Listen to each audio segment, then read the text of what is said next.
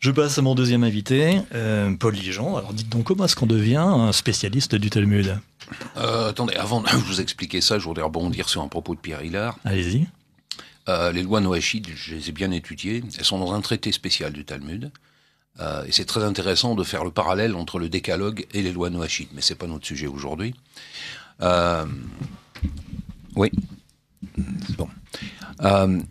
Une petite remarque aussi, certains auteurs, je pense à Douglas Reed ou Laurent Guyeno, pensent que cette volonté d'unification, ce mondialisme remonte à avant le Talmud, c'est-à-dire dès le Lévitique. C'est-à-dire dans la Bible elle-même, mais c'est qu'un détail. Voilà. Alors, comment s'intéresse au Talmud ? Écoutez, je vais vous le dire. En fait, c'est un ami juif qui m'a conseillé de le lire. Bien que lui ne l'ait jamais lu, qu'il n'en ait lu que des bribes, il m'a dit, tu verras que là-dedans, il y a des choses qui expliquent largement la Bible. Bon, et je me rappelle, je l'ai raconté tout à l'heure, hein, Henri Dubost avant l'émission, la première fois que je suis rentré dans une librairie qui possède l'intégralité du Talmud, j'ai pris peur. Quand j'ai vu l'épaisseur des volumes et les 3 pans de mur que ça tenait, alors je dis 3 pans de mur parce qu'il y avait l'édition en hébreu, l'édition en anglais et l'édition en français, mais qui n'est pas achevée. Voilà. J'ai commencé à lire un livre, puis 2 livres, puis j'ai continué. J'ai mis 8 ans à le lire, en partie en anglais, parce que tout n'est pas traduit en français, loin s'en faut. Et justement, le titre de l'émission, c'est, je crois que vous avez dit, le Talmud, c'est inconnu, parce que je pense que peu de gens l'ont lu, même parmi les juifs d'ailleurs, hein, à part leurs intellectuels et leurs rabbins. Et je me suis rendu compte que ce qui circule sur le Talmud est en partie faux, notamment tout ce qu'on peut trouver sur le net, parce que ça fait, depuis que le net existe, on recopie des textes et sans jamais aller aux sources, sans jamais vérifier. Cela étant, quand on lit vraiment le Talmud comme je l'ai fait, on trouve des choses encore pires. Il faut le savoir. Bien, alors, bien. Je pense qu'il faut le définir. Alors, effectivement, commençons par le début. Le Talmud, c'est quoi ? Alors, le Talmud, c'est, au sens strict, la codification de la loi juive. Voilà. Mais, codification au sens de compilation. Les nouveaux auteurs rajoutent des couches successives au Talmud. Il n'y a pas de remise en cause de la Mishnah de départ, hein, j'y reviendrai. Mishnah, définition voilà. des mots, vous êtes d'accord ? On va y venir. Voilà. Le Talmud, c'est l'assemblage de la Mishnah et de la Gemara. Qu'est-ce que la Mishnah ? La Mishnah, c'est la mise par écrit de la loi orale. Mais alors, la question qui se pose, c'est, y a-t-il une loi orale ? Parce que ça, c'est un grand mystère. Par définition, y a-t-il eu une loi orale à un moment de l'histoire ? Une loi orale, par définition, ça laisse pas de traces. Donc, il faut aller aux sources. Alors, je vous donne, là, je vais lire un texte. Je vous donne l'explication du rabbin Siméon ben Lakish, qui a vécu juste après le Christ, qui fait la lecture suivante d'Exode 24, 12. Il est écrit dans Exode 24, 12, « Le Seigneur dit à Moïse, monte vers moi sur la montagne, et je te donnerai des tables de pierre et la Torah et les commandements que j'ai inscrits afin de les instruire. » Selon les rabbins, dont Siméon ben Lakish, les tables de pierre sont les 10 commandements. La Torah, c'est le Pentateuque que l'on connaît, hein, les 5 premiers livres. Les commandements se réfèrent à la Mishnah. Que j'ai inscrit se réfère aux prophètes et aux hagiographes, et afin de les instruire à la Gemara. Et ça, c'est écrit au tout début du Talmud, dans le traité Berakot, qui est le premier traité du Talmud, au folio 5a, au tout début. Donc, Berakot, c'est les bénédictions. Donc là, le cadre est spécifié. En fait, il aurait existé une loi orale qui a été révélée au Sinaï, et les rabbins sont destinés à la mettre par écrit, dans la mesure où, faut quand même bien se situer, on se situe après la destruction du Second Temple. En 70. Alors, qui pour moi est le premier, mais ça ce serait une autre discussion, dans la mesure où on n'a pas de preuve de l'existence du premier. Bon, mais peu importe. C'est à ce moment-là que chez les Juifs naît le besoin de mettre par écrit, on va dire leurs coutumes, leurs lois, qui étaient soi-disant orales, par peur de les perdre, tout simplement. Voilà. Et c'est pas un hasard si, comme le disait Pierre Hillard, ça se passe, c'est contemporain en fait. Expansion du christianisme. Du christianisme, voilà. Disons, je crois que le rabbin le plus ancien, ça doit être, qui a précédé la Mishnah, c'est Rabbi Akiba. Il est quasiment contemporain de Saint Paul. Voilà. Alors, deux langues, l'hébreu et l'araméen, oui. et deux Talmuds, si j'ai bien compris, Talmud de Jérusalem et celui de Babylone. Alors, deux Talmuds, mais la Mishnah, elle est unique. La Mishnah, c'est Judas Anassi, Judas le prince. Lui écrit la Mishnah, c'est daté d'à peu près le IIe siècle. Ensuite, ce qui fait parce que la Mishnah, c'est petit, hein, en termes de taille. La Gemara, les commentaires, c'est 10, 15, 20 fois la Mishnah. Là, on a deux écoles. On a l'école de Jérusalem. En plus, c'est pas vraiment Jérusalem, on l'appelle Talmud de Jérusalem, mais c'est dans les académies hébraïques de l'époque, de Tibériade, de Séphoris, qui est mis au point le Talmud de Jérusalem, c'est-à-dire le commentaire par les rabbins de la région de Jérusalem, de la Mishnah. Et l'autre qui fait autorité aujourd'hui sans aucun problème, qui est le Talmud de Babylone, c'est l'école de Babylone. On sait depuis assez peu de temps d'ailleurs, grâce aux travaux de Thierry Murcia, que le Talmud n'est pas achevé, contrairement à ce qu'on a dit au 5e siècle, mais plus tard. Ça va jusqu'au 8e, l'achèvement, donc à l'époque vraiment du christianisme triomphant, ce qui peut permettre d'expliquer d'ailleurs des passages qui sont très très très antichrétiens. Mais le Talmud ne s'arrête pas là, parce que là, je vous parle du Talmud au sens strict. Il y a des phases de codification postérieures qui sont arrivées jusqu'au XVIe siècle. C'est les grands codificateurs, alors je vais en citer que deux, hein. Moïse Maïmonide, bien sûr, qui a écrit son propre Talmud, en 14 volumes, dont la moitié sont traduits en français par les Loubavitch, puisque c'est à lui que les Loubavitch se réfèrent, hein, c'est très clair. Et puis, au XVIe siècle, Joseph Caro. Je vous disais tout à l'heure que tous les juifs n'ont pas lu le Talmud.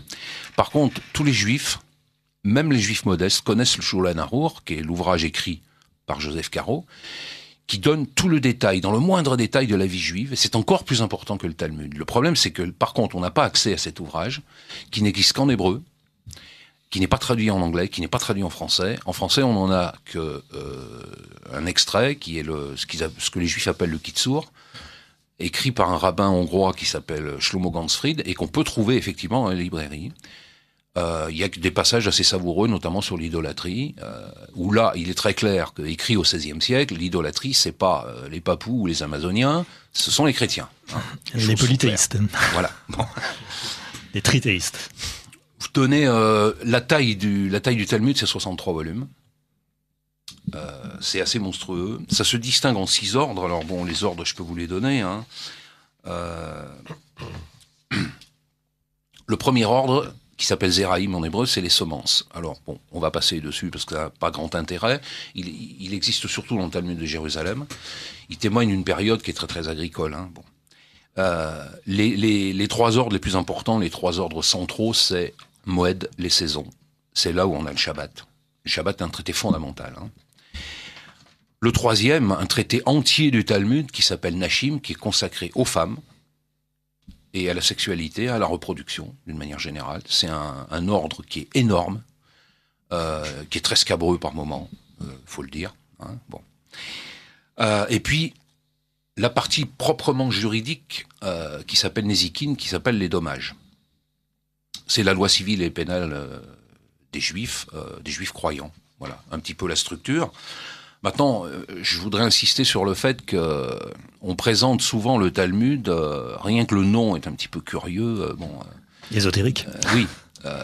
C'est pas du tout un ouvrage ésotérique, c'est pas du tout un ouvrage bizarre, c'est très terre à terre, c'est pas philosophique, parce que comme le disait Léo Strauss, juif lui-même, l'âme juive comme l'âme musulmane ne sont pas prêtes pour la philosophie. Ça, c'est la pensée hellénistique, c'est propre aux occidentaux, aux grecs. C'est pas de la cosmogonie, c'est pas de la théologie. La cosmogonie, on la trouve dans la Kabbale, bien sûr. Ça, c'est un régal. D'ailleurs, je me demande, moi, par moment, certains auteurs de la Kabbale, je ne veux pas être trivial, mais on peut se demander ce qu'ils ont fumé, mais en tout cas, ils l'ont écrit. Hein. Bon. Le Talmud est beaucoup plus terre à terre. C'est la vie, c'est la loi des Juifs. Et pas de poésie, pas de littérature au sens où on l'entend. Pas de littérature, non. Il y a des aspects poétiques, oui, il y en a, on en trouve, qui sont assez drôles. Simplement, ce qui caractérise le Talmud, il faut le dire, je rejoins les propos de Pierre Hillard, c'est quand même son exclusivisme et à tendance racialiste, il faut le dire. Tous les traités, parce que je les ai tous lus, même les traités qui traitent d'agriculture dans le Talmud de Jérusalem, où forcément on va avoir des propriétés mitoyennes avec celles des non-juifs, tout est prétexte pour envoyer, c'est bien le cas, le coup de pied de l'âne contre ce qui n'est pas juif. Alors, à l'époque, évidemment, ça vise pas les musulmans, ils n'existent pas. Hein.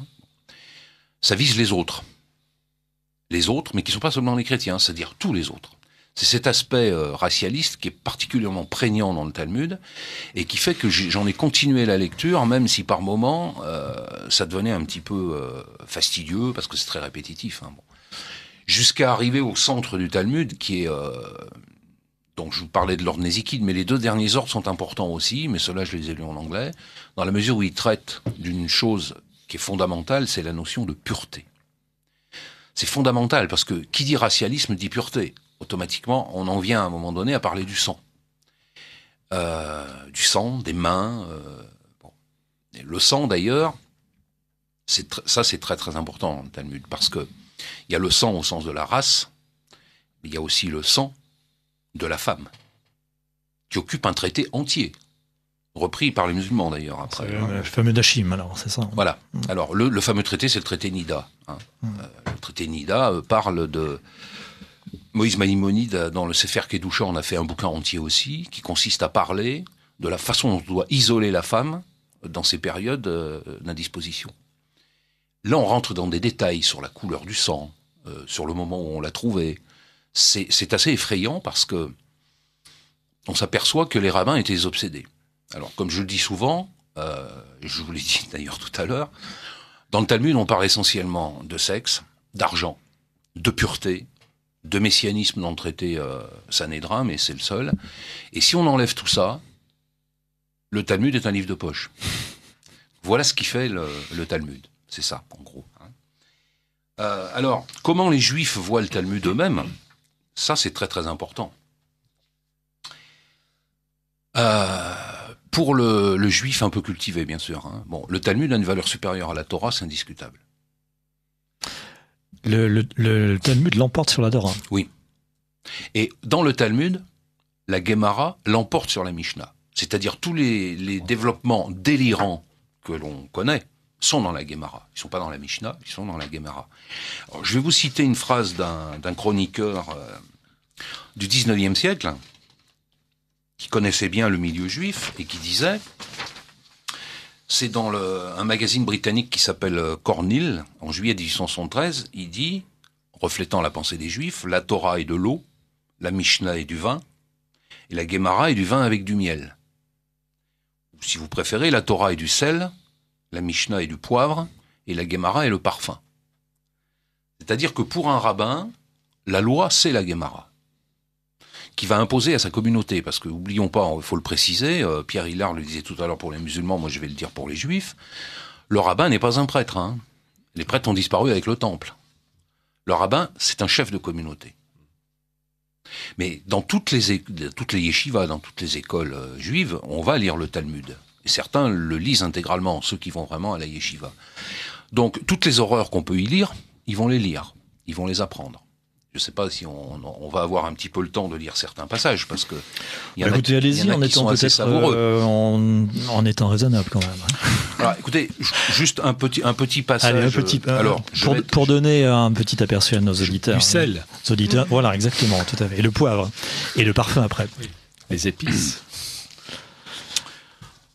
Donc, Paul Ligeant, nous vous écoutons. Sur le prêt à intérêt, c'est dans le traité Baba Metzia. Si vous lisez la Torah, il est interdit de prêter un intérêt, que ce soit un juif ou pas un juif. Le prêt à intérêt est interdit. Le prêt à intérêt, en fait, il est instauré par les talmunistes. Il y a des discussions dans le traité Baba Metzia qui cherchaient à nous faire croire que tu n'entraîneras pas une morsure usuraire à ton frère, c'est pas de lui emprunter, mais de lui prêter. Mais en fait, Maïmonide est beaucoup plus clair quand il arrive. Il dit, et c'est repris par le rabbin Aaron Lévi de Barcelone lorsqu'il codifie les 613 commandements, il est un devoir de pressurer le gentil en lui prêtant un intérêt. Et il est interdit de prêter un intérêt à son frère. Son frère, c'est le juif. Alors, évidemment, ça, à l'ère moderne, on n'en est plus tout à fait là. Lorsque les juifs se prêtent de l'argent entre eux, ils se prêtent aussi à intérêt. Bon. Mais en tout cas, au départ, le prêt à intérêt, selon les rabbins, c'est destiné en fait à ruiner le gentil. Faut être assez clair. Alors le gentil, au sens large, il y a les chrétiens, il n'y a pas que les chrétiens. Après, oui, ça c'est un sujet aussi qui a beaucoup agité les gens. On trouve des passages sur Internet. C'est sur la majorité sexuelle. C'est d'actualité. Alors ça, c'est dans le traité Kiddushin, qui est à mon sens un des 4 plus importants du Talmud. Faut savoir que la majorité sexuelle, pour les rabbins, c'est 3 ans pour une fille, 9 ans pour un garçon. Vous avez dit 3 ans, c'est bien ça? 3 ans. Tout le monde a entendu, je pense. 3 ans. 3 ans pour une fille, 9 ans pour un garçon. C'est 9 ans, je crois, pour la majorité sexuelle pour les filles en islam. Ça, je ne sais pas. C'est l'âge où le prophète a épousé Aïcha. Oui, mais ça, c'est dans le Coran. Ça dépend des pays musulmans, je pense. Il y a des pays où on célèbre effectivement les mariages avec des filles de 9 ans. Ça existe en Iran aussi. En Iran, oui.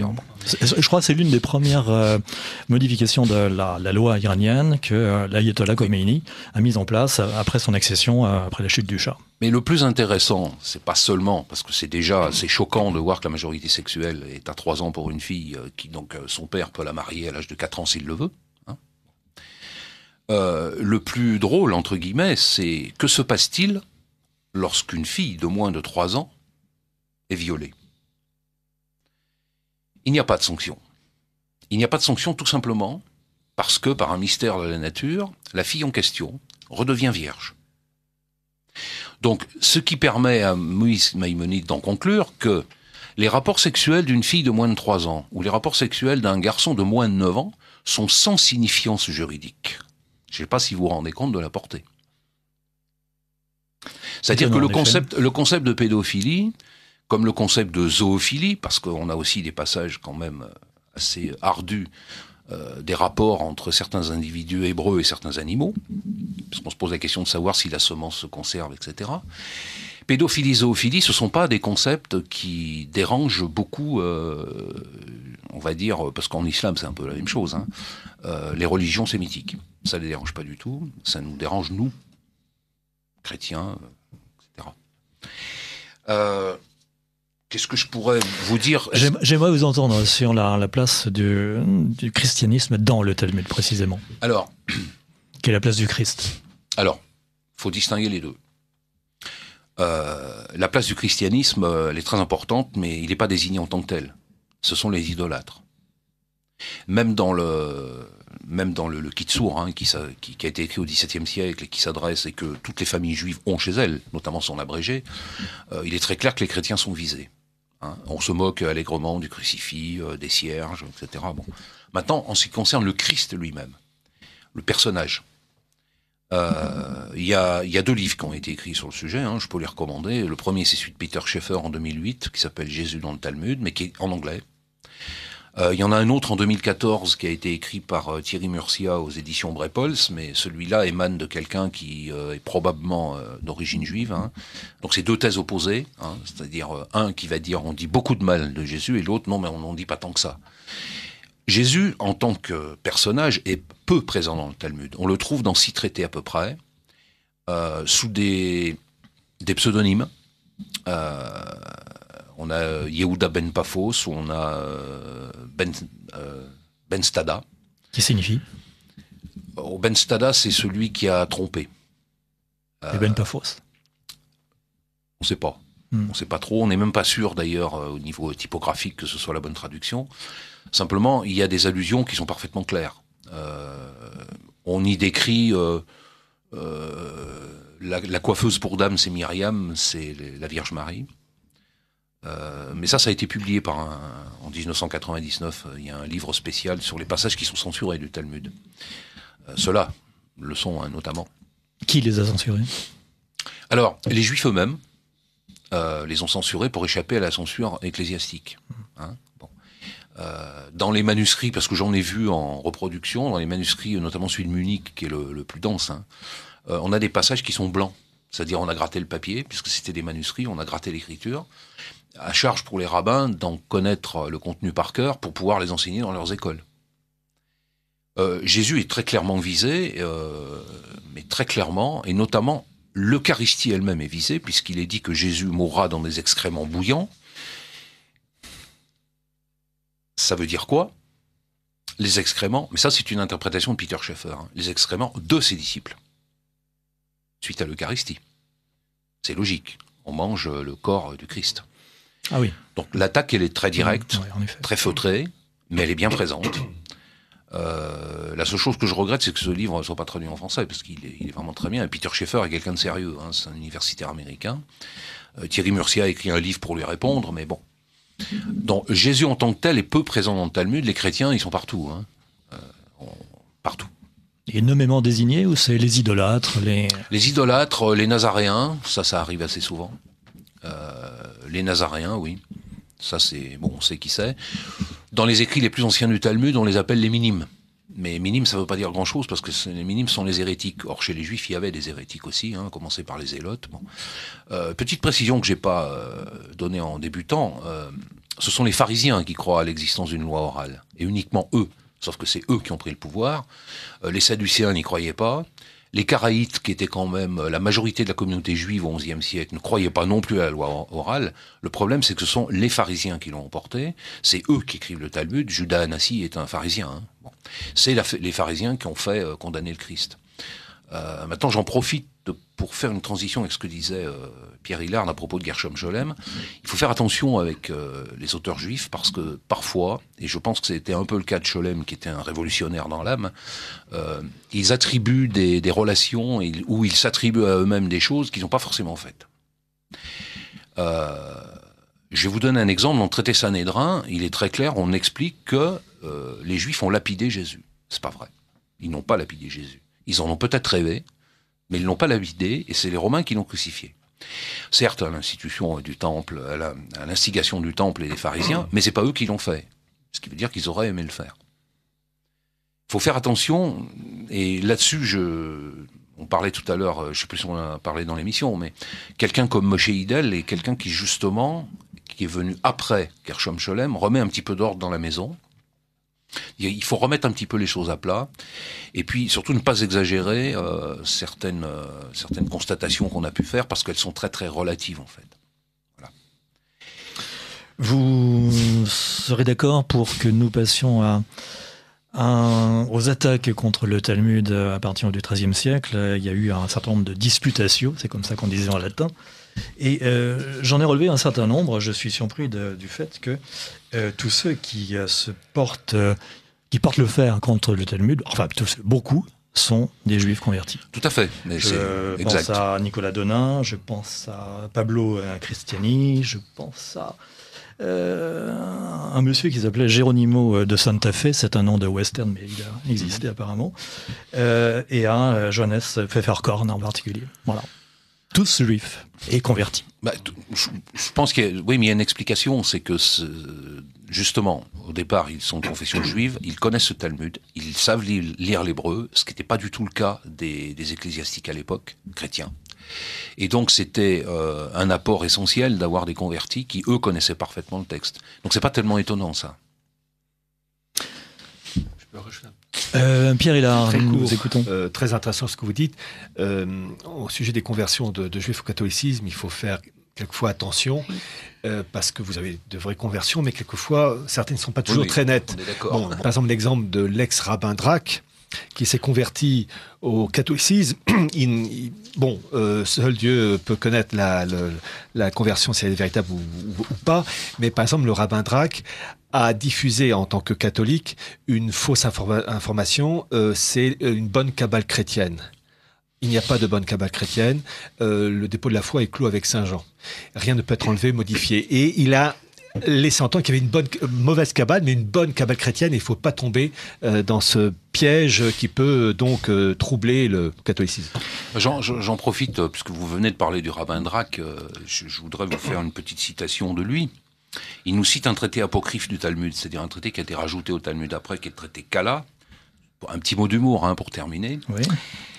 L'homme peut user de sa femme de la façon qui lui plaît. Ce cas n'est nullement différent de celui qui achète du boucher un morceau de viande. Selon qu'il lui plaît, il le mange rôti, ou bouilli, ou cuit sur la braise. Écoutez, l'islam, c'est la même chose. Utilise ton épouse comme tu laboures le champ. Exactement. On est dans la même métaphore agricole. C'est la sourate 4, ça. Très bien. Paul Ligeant, j'aurais juste une question peut-être un petit peu naïve, d'ailleurs, qui peut s'appliquer à vous aussi, Pierre Hilard. Alors, est-ce qu'on a entendu parler du Talmud, mais est-ce qu'on peut dire que le Talmud est ce qui vient pervertir et trahir l'esprit initial du judaïsme, ou est-ce que c'est ce qui vient plutôt le révéler? Écoutez, je vais vous faire une réponse de Normand. Les deux. Les deux, parce que si vous avez la curiosité, je pense que vous avez dû le faire, si vous avez la curiosité de lire le Lévitique, oui, c'est terrible. D'ailleurs, Sabbatai Sevi s'est beaucoup appuyé sur le Lévitique pour produire sa théorie de l'antinomisme. Il y a un approfondissement et en même temps une perversion. Les deux, on peut le dire. C'est l'opinion d'ailleurs je reviens à un auteur que j'ai cité tout à l'heure, qui est Douglas Reed. Douglas Reed va vous dire le ver est dans le fruit dès le Lévitique. Dès le moment où la caste sacerdotale prend le pouvoir en Israël, c'est-à-dire du temps d'Esdras. Voilà. Ça commence là. Déjà, le Christ fait des remarques négatives sur cette caste en parlant de sépulture blanchie. Il y a déjà des remarques. Des pharisiens, oui. Mais disons que si on est catholique, le Christ accomplit la loi. Donc le judaïsme n'a plus lieu d'être.